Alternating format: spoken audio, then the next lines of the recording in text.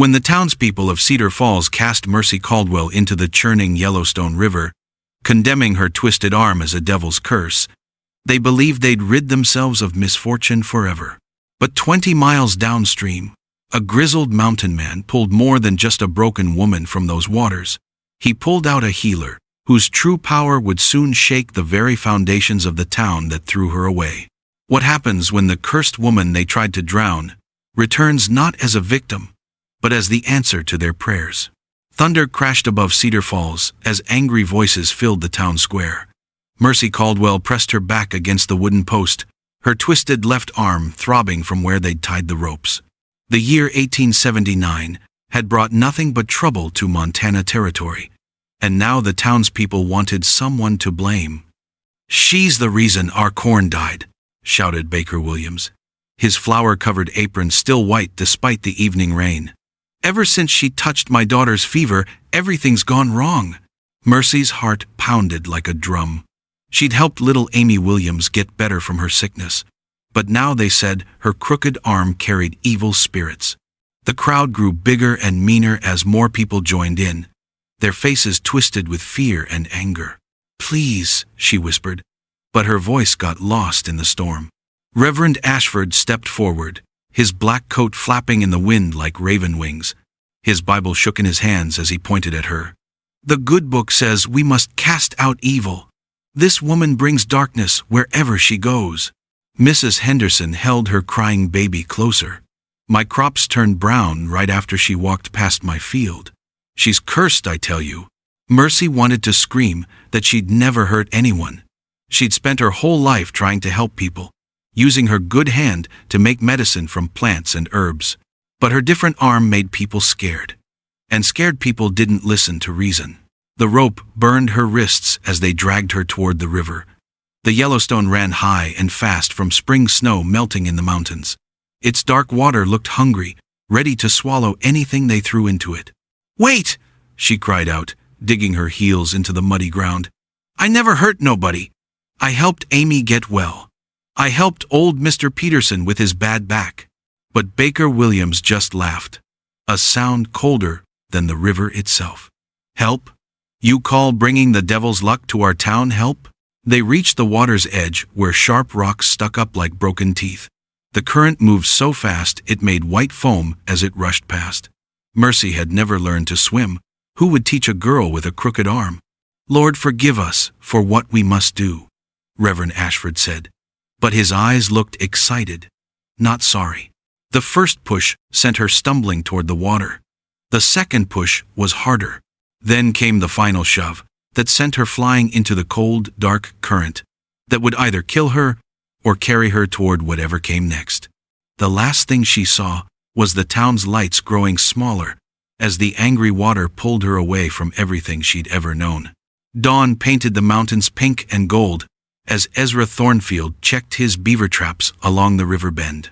20 miles downstream from Cedar Falls, the water ran quieter here, winding through tall pine trees and rocky shores. He'd been trapping these waters for 8 years, ever since he'd buried his wife Martha and decided people caused too much heartache. Something bright caught his eye between the river rocks, a piece of torn cloth that didn't belong in his wild place. "What in tarnation?" he muttered, wading into the cold current. Then he saw her. A young woman lay face down in the shallow water, her long brown hair spread out like seaweed. Her dress was ripped and muddy, and one arm looked different from the other, shorter and twisted. Most folks would have seen that arm and thought, crippled. But Ezra saw something else. He saw how her fingers, even unconscious, still gripped a small leather pouch like she was protecting something important. "Well, I'll be," he said, lifting her carefully from the water. She was light as a bird, but tough. He could tell from the calluses on her hands and the way she'd managed to keep that pouch safe, even while drowning. Her breathing came shallow and weak. Water trickled from her mouth as he carried her up the bank toward his log cabin, hidden in the trees. Every step made him think about Martha, how she died in his arms while he couldn't do nothing to save her. This stranger might die too, but at least he could try. Inside the cabin, He laid her on Martha's old quilt and started a fire in the stone fireplace. The woman's skin felt cold as river rocks, and her lips had turned blue. He'd seen enough frontier sickness to know she was fighting for her life. "Come on, little sparrow," he whispered, covering her with every blanket he owned. "Don't let them river rats win." For 3 days, she drifted between sleeping and waking, sometimes talking to people who weren't there. She called out names, Amy, Mr. Peterson, and begged someone not to hurt her. Her fever broke on the 4th day, and she opened eyes the color of summer sky. "Where am I?" she asked, her voice scratchy like sandpaper. "Safe," Ezra said, stirring a pot of rabbit stew. "Name's Ezra Thornfield. Found you in the river, looking more dead than alive." She tried to sit up, wincing as her body reminded her what she'd been through. "They threw me in. Said I was cursed because my arm."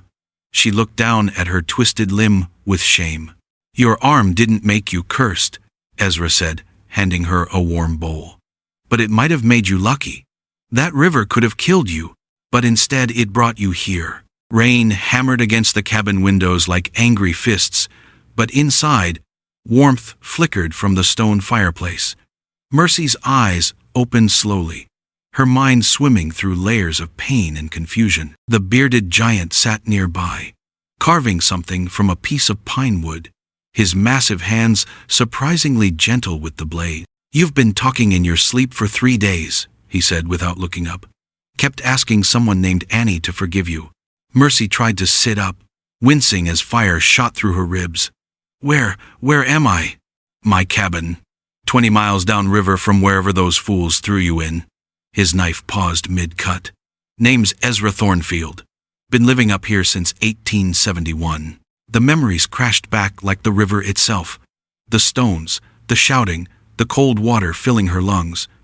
Her twisted left arm throbbed, but she was alive. Somehow, impossibly alive. "They said I cursed their crops," she whispered, staring at her shortened fingers. "Said God marked me as evil."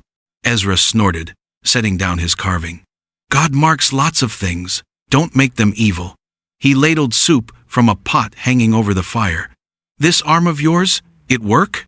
She nodded, demonstrating by flexing her fingers. They moved strangely, but they moved. "Then it ain't broken, just different.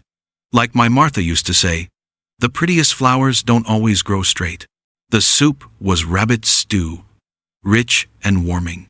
As she ate, Mercy studied this mountain man who'd saved her life. His cabin was simple but clean, with books stacked beside the fireplace and pressed flowers between their pages. Not what she'd expected from a hermit. "Why did you help me?" she asked. Ezra was quiet for a long moment, whittling again. "Found a half-dead sparrow once, wing all twisted from a hawk attack. Martha insisted we nurse it back to health." His knife sliced away a curl of wood. That bird couldn't fly straight, but it could sing prettier than any robin in the territory. Outside, thunder rolled across the mountains. Mercy pulled the quilt closer, feeling safer than she had in years. But safety was a luxury she'd never been allowed to keep. "What happens when I'm well enough to leave?" she asked. Ezra looked up from his carving, his gray eyes unreadable. "Well, I reckon that depends on whether you want to keep running from who you are, or start figuring out who you might become." Lightning split the sky, illuminating the carved wooden bird in his hands. A sparrow with one wing shorter than the other, but positioned as if it were about to take flight. Morning brought golden sunlight streaming through the cabin windows, and with it, the sound of Mercy moving around the kitchen area. Ezra woke to the smell of actual breakfast, not just the hardtack and coffee he'd survived on for 8 years. "You don't have to cook," he said, pulling on his boots. "I want to." She stood at the stove, her shortened arm holding the pan steady, while her right hand worked the eggs. "It's been a long time since I could cook for someone who might actually enjoy it." The eggs were perfect, seasoned with wild herbs she'd found in his stores. They ate in comfortable silence, watching deer graze in the meadow beyond the cabin. It felt natural, this quiet morning routine, as if they'd been sharing breakfasts for years instead of days. "Tell me about your Martha," Mercy said, refilling his coffee cup. Ezra's face softened. "She was small like you, but fierce as a wildcat when riled.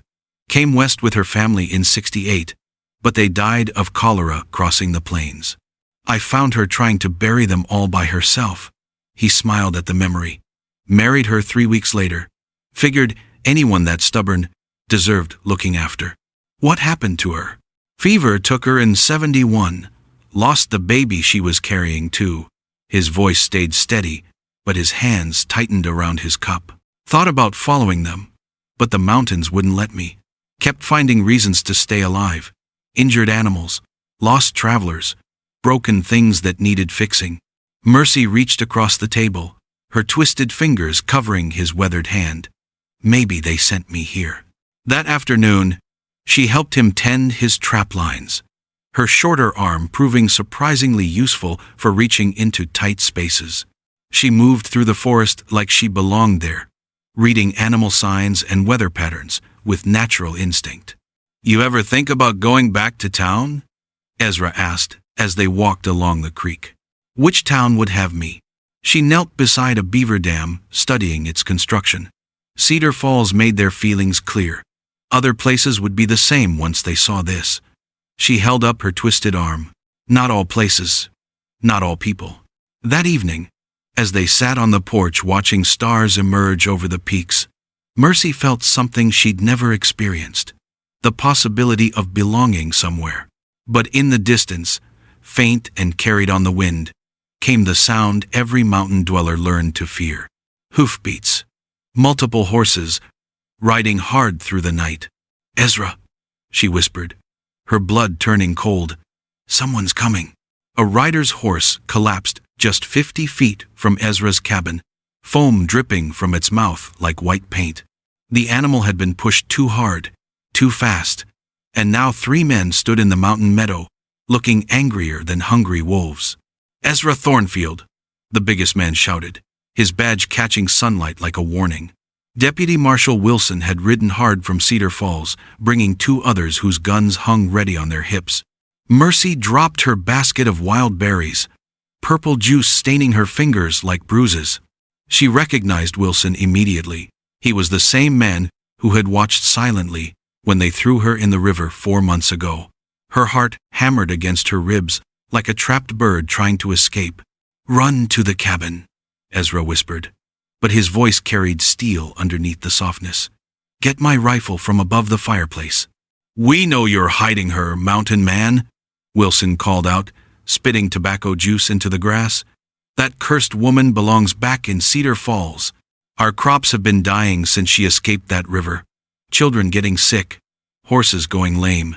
She's brought nothing but bad luck." Ezra stepped forward, his huge frame blocking the path to his home.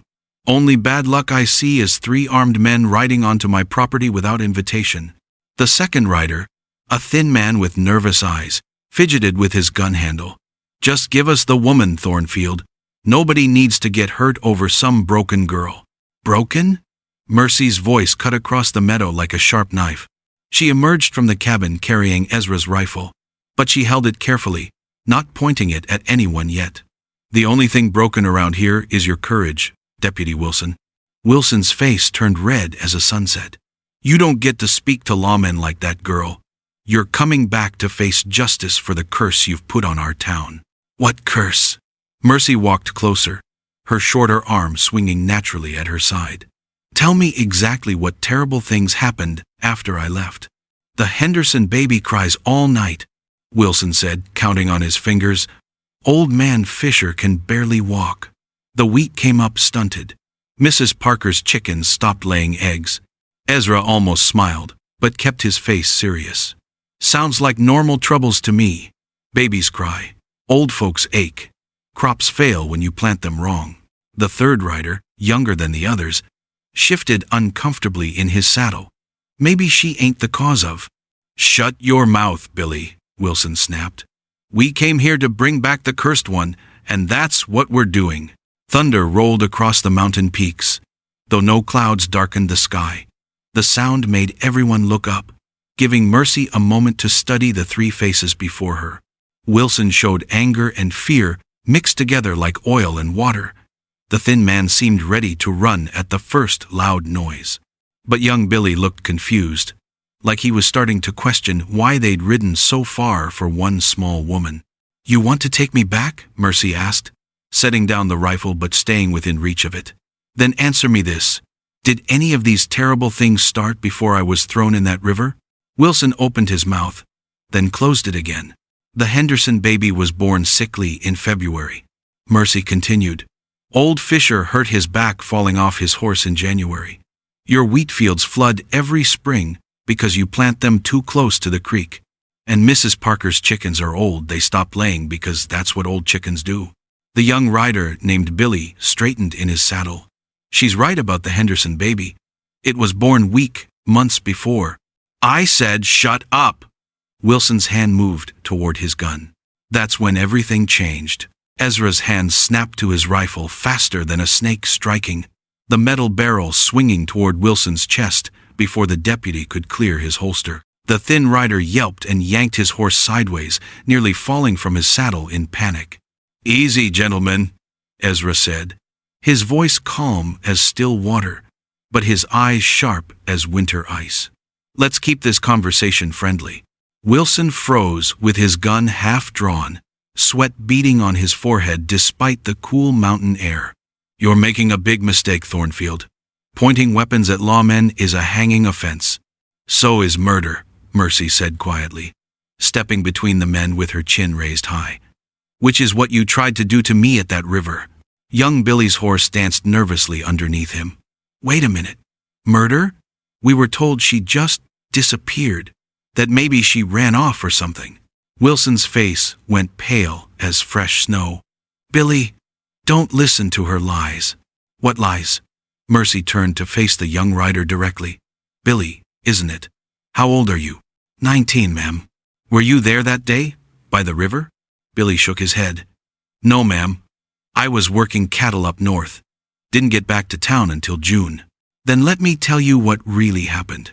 Mercy's voice carried across the meadow like a church bell, clear and strong. "Your deputy Wilson and half the town dragged me to the Yellowstone River because they blamed my twisted arm for their troubles. They threw stones at me. Then they pushed me into the current during spring flood." The thin rider's mouth fell open. "Jesus Christ, Wilson. You said she just left town."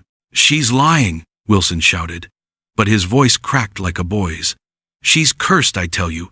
Everything went wrong after she came back from the dead." "Came back from the dead?" Billy repeated slowly. "You mean you really thought she drowned?" Ezra kept his rifle steady but spoke to the young man. "Found her caught in rocks 20 miles downstream, more dead than alive. Took weeks of nursing to bring her back." Billy stared at Wilson with growing horror. "You tried to kill her? An unarmed woman? She brought evil to our town." Wilson's gun finally cleared his holster, but his hand shook badly. "Look at her arm. It's marked by the devil."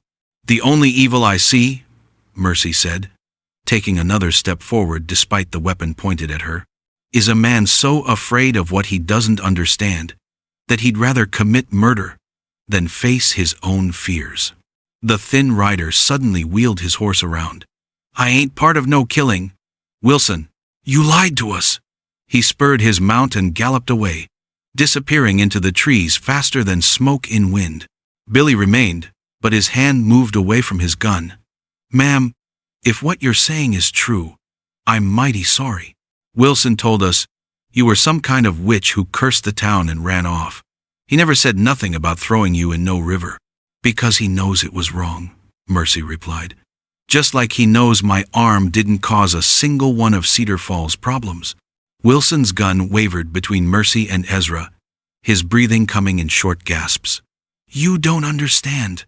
The whole town agreed. "Everyone said you were cursed. Everyone wanted you gone." "Everyone?" Mercy asked softly. "Or just the people too scared to speak up for what was right?" Thunder rolled again, closer this time, and the first fat raindrops began to fall.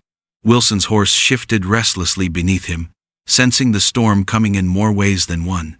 Young Billy dismounted and walked toward Wilson, his hands empty and visible. "Deputy, I think you better put that gun away. This woman ain't done nothing wrong, and we both know it." "Stay back!" Wilson swung the pistol toward Billy. "She's got you under her spell, too." "The only spell here," Ezra said quietly, "is the one fear casts on weak minds." That's when Mercy made her choice. Instead of stepping back from the gun, she walked straight toward Wilson, her strange arm swinging at her side like a badge of honor rather than shame. "Go ahead," she said, stopping just 5 feet from his horse. "Pull that trigger. Prove to everyone here that you're exactly the kind of man who murders innocent women." Wilson's finger trembled on the trigger, but something in Mercy's steady gaze made his resolve crumble like old paper. The gun slowly lowered until it pointed at the ground. Fire blazed from the windows of the Henderson farmhouse, painting the October night in angry orange. Mercy pressed her face against the cold cabin window, watching the distant flames dance against the mountains. Something terrible was happening in Cedar Falls, and every instinct told her it was connected to her. "That's the third fire this week," Ezra said, pulling on his boots. His weathered hands moved quickly, checking his rifle. Wilson and his boys didn't go home empty-handed like they claimed. The sound of galloping horses grew louder, echoing off the canyon walls. Not 3 riders this time, but many. Mercy's heart hammered as she counted the torches approaching through the trees. At least a dozen men rode toward their sanctuary, their faces hidden behind cloth masks. "They're not coming to talk," she whispered. Ezra nodded grimly. "Pack only what matters. We leave in 5 minutes." But as Mercy reached for her small bundle of belongings, a child's scream cut through the night air. High and desperate, it came from the direction of the burning farm. She froze, her shortened arm tingling with sudden purpose. "Someone's trapped in that fire," she said. "Not our problem anymore," Ezra replied, though his voice lacked conviction. The scream came again, weaker this time. Mercy thought of little Tommy Henderson, barely 6 years old, always running through the tall grass near his family's wheat fields. The same boy whose fever she'd broken with willow bark tea just months before. "I can't run away from that sound," she said quietly. Outside, the masked riders had surrounded their cabin. Their leader's voice boomed through the walls. "Send out the cursed woman. Tonight we finish what the river started." Mercy looked at Ezra, seeing her own impossible choice reflected in his eyes. Stay and fight a dozen armed men, or flee while a child might be burning alive. Neither option promised survival, but only one promised she could live with herself afterward. "The back window leads to the creek bed," Ezra said suddenly. "You could reach the Henderson place without them seeing. What about you?" He smiled, the expression both sad and proud. "I'll give you the time you need. That's what mountain men do for the people they—" He stopped, unable to finish the sentence that would make leaving even harder. The child's scream came a third time, fainter now. Mercy grabbed the leather pouch containing her healing herbs and pressed a quick kiss to Ezra's cheek. "If I don't make it back, you will," he said firmly. "Because you're not cursed, Mercy Caldwell. You're blessed with the kind of courage most folks never find." She slipped through the window as the first gunshot shattered their front door. Behind her, Ezra's rifle answered with thunder of its own. Ahead, flames reached toward the star-filled sky like desperate fingers.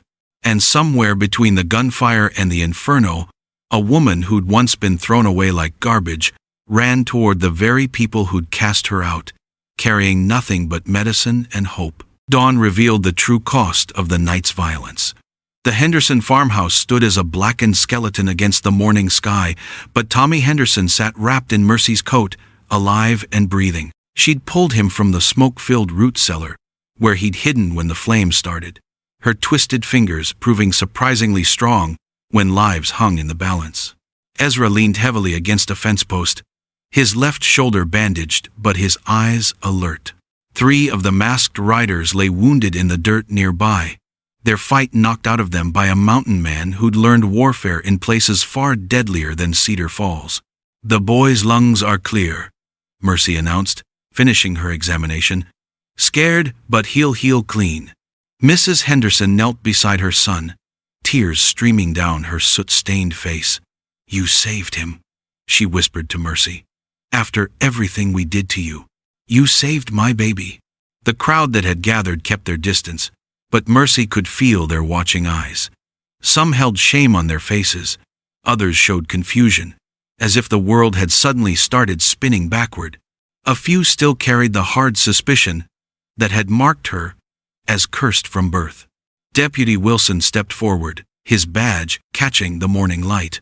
The cloth mask hung loose around his neck now, his identity revealed. "The fires," he said slowly. "They started after we visited your cabin, after we stirred up old fears." "Fear makes people do terrible things," Mercy replied, not looking up from Tommy's pulse. "But it doesn't have to keep making them." An older woman pushed through the crowd. Mrs. Fisher, the baker's wife. Her arthritic hands shook as she spoke. "My grandmother had fingers like yours. Said they could feel sickness before it showed. Called it a gift, not a curse."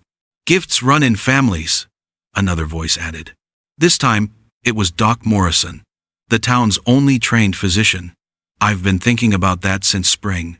About what we lost when we acted in ignorance." The crowd stirred uneasily. Change was coming to Cedar Falls, whether they wanted it or not. Carried on the smoke of burnt barns and the courage of a woman who'd forgiven them before they'd even asked. "I want to come home," Mercy said suddenly, the words surprising even her. "Not to hide or prove anything, but to help. This town needs a healer who understands both medicine and mercy." She stood, Tommy's small hand still clasped in her shortened fingers. "But I won't beg for acceptance. I won't make myself small to fit into your comfort. Take me as I am, or let me go in peace." The silence stretched long enough for birds to return to their singing. Then Doc Morrison stepped forward and extended his hand. "Cedar Falls would be honored to have you back, Miss Caldwell, as our healer, as our neighbor." He paused, his voice growing stronger. "As our reminder that being different isn't the same as being wrong." One by one, others joined him. Not everyone, some folks would need more time to outgrow their fear, but enough. Enough to build a new foundation, where acceptance could grow.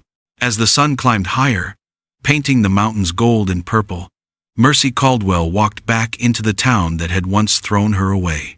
This time, she walked not as a victim or a supplicant, but as exactly what she'd always been. A healer, whose greatest medicine was the simple, revolutionary act of refusing to hate those who'd hated her first.